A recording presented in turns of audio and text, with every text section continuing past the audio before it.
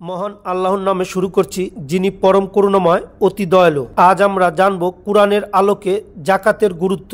জাকাত ইসলামের 5টি মূল স্তম্ভের একটি। এটি শুধু দান নয়, বরং আল্লাহর পক্ষ থেকে ধনীদের উপর ফরজ করা একটি ইবাদত। এর মাধ্যমে সমাজে ন্যায় ও সাম্য প্রতিষ্ঠিত হয়। জাকাত ফরজ ইবাদত। আল্লাহ তাআলা কুরআনে বলেন, আর সালাত কায়েম করো এবং জাকাত প্রদান করো। সূরা বাকারা আয়াত 43। এই আয়াত প্রমাণ করে যে জাকাত নামাজের মতোই ফরজ। তাই প্রতিটি সামর্থ্যবান মুসলমানদের উচিত জাকাত আদায় করা। জাকাত গরিবদের অধিকার, যা তাদের সাহায্য করে।